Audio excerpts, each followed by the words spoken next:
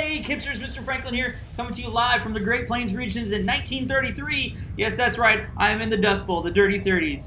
Hopefully yesterday you completed your intro paragraph for your DBQ. Today we're going to be talking about body paragraph 1 of your DBQ. But before we get into that, let's look at our engagement for yesterday. We have Notre Dame coming in first place, of course, because Notre Dame is the best homeroom. My homeroom, what's up now? Notre Dame, first place with 9. Then you have Princeton with 6. Coming in, last but not least, U of I, 4. U of I, you can beat Princeton. They're not that great. They got 2 more than you. Let's improve. Let's get better. So we're going to be talking about the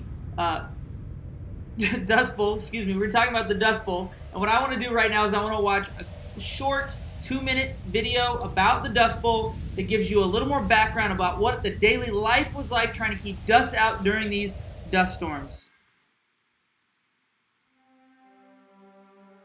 Homes throughout the plains were no fort against the swirling dust. Every tiny space left open allowed dust to blow through, making the interior difficult to see or breathe. Dust piled on tables and other objects, making cleaning difficult. When people went to bed and awoke the next day, a silhouette of their head was left from the settling dust. No matter how much families tried, the dust became a way of life. Our house was sealed, but that dust come through somehow. Even in those stucco houses, by all around the doors and the windows, the dust would be all piled so high. And you just had to mop real good when it was over to get it out. You just couldn't get it out in other ways. It was a losing battle. People did their best to seal their homes with paraffin-dipped linens placed in door jambs, separations in window seams, and anywhere the barrier allowed dust to enter. In some cases, the house was so tightly sealed that the dwellers died from high levels of carbon monoxide released from kerosene lanterns. The scene repeated week after week, month after month. Confusion and despair were commonplace. It was tradition that the man provided for his family. The success of his crop brought food to the table. But the destruction left in the wake of drifts of dust and economic failure made farmers believe they had let their families down. How will we continue? Where are the rains? What am I going to do? Are we going to die? These were the questions asked by distressed farmers as they looked across the former green and lush landscape. From a farmer's standpoint, you've got farming in your blood, and it's part of who you are. You had to leave who you were behind because of this drought. It was devastating because it's such a part of your life and such a part of your heart. And for generations, all that hard farm work provided for your family, and for the first time, you can't provide for your family. All right, so as you can see, life was pretty harsh during the Dust Bowl, and you can definitely see why they called it the Dirty 30s. So let's go ahead and let's look at our work for today. So you're going to be working on body paragraph 1, and you're going to start with, and again, I'm going to share this outline with you, and make sure you always follow the freaking outline. That's a number 1 rule for Mr. Franklin. Follow the freaking outline. So if you're getting confused about what you should do next, go to the outline. The first thing you're going to do is baby thesis 1. Baby thesis number 1. The first cause of the Dust Bowl was blank. Now, let's do a little bit of review. We've talked about this quite a bit, but you should know that there were 3 causes of the Dust Bowl. Kipster, I want you to answer this kind of like when you watch Dora, and Dora asks a question, you answer it out loud. So even if you're in front of grandma, grandpa, sister, cousin, brother, mom, dad, whoever, I want you to answer out loud. What were the 3 causes, Kipster, of the Dust Bowl? That's right, Kipster. The 3 causes of the Dust Bowl were overfarming, overgrazing, and drought. For today, for body paragraph 1, you're going to start by talking about overfarming. Now, pay attention, because what I'm going to say right now is going to help you with the reasoning. Overfarming is when you farm land too much and you use up all the nutrients in the soil.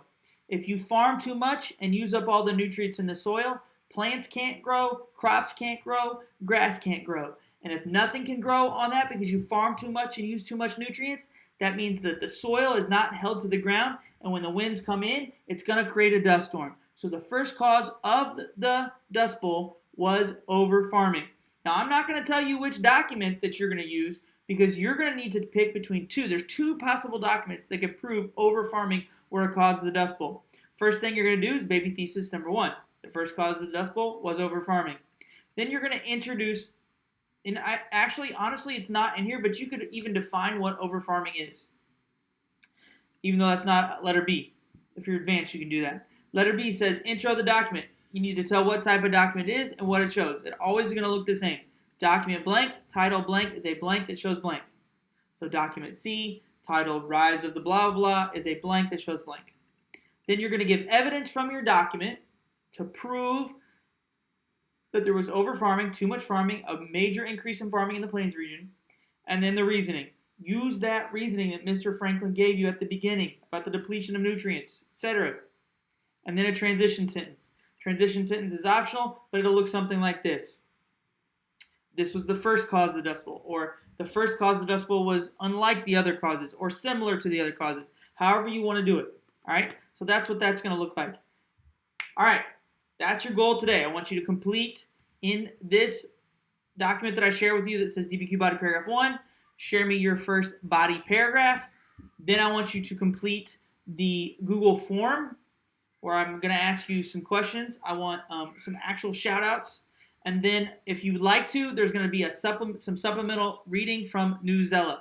You don't have to do the supplemental. It's just going to make you smarter if you do it. All right, let's go back to our shout outs. All right.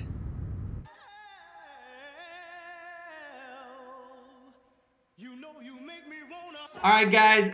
I am sick and tired of many people not giving me shout outs. I want Shamaya. I see you always say, NA, no shout outs for Mr. Franklin. Come on, I need to hear those shout outs. I want your name to be raining down from this video. We have Isaiah. Shout out to all my teachers for helping me with e-learning and holding me accountable. That's right, Isaiah. We hold you accountable. I love to do it because I'm evil. Ariel says, shout out to me because now I get to play Switch for hours. Man, I love my Nintendo Switch. In fact, I could probably beat every single kid in KIP at Mario Kart. I'm amazing at it. I could destroy you. I'm not going to tell you what class of tires I use. Okay, I'll tell you. I use button tires. I don't know why, but I love them. And I always choose Bowser. Alright, but definitely don't try to play me in any other game but Mario Kart. If you try to do Super Smash Brothers, you probably destroy me. Alright, Janiyah Tate Hudson says, shout out to me for trying my best to finish all my classes and Mr. Franklin for trying to make his videos interesting. I don't know if they're interesting, but they're at least cheesy. They're at least cringy. They're at least corny. And I know you love that. You love corny Mr. Franklin. And I have one last shout out. He tried to sneak it in. Jermaine Benson said, shout out to Jermaine because he's my favorite student. No, Jermaine, this is not how this works. I need an actual shout out. Do you have a friend? Do you have a family member? You want to shout out your dog for playing fetch in the backyard? That's fine. I want to hear it. All right, guys. So that's it for today. I want you to complete all your work as much as you can. I want you to stay safe, stay indoors, stay quarantined. I want you to hug your family members. And I want you guys to catch me on the flip side tomorrow. Love you guys. Talk to you later.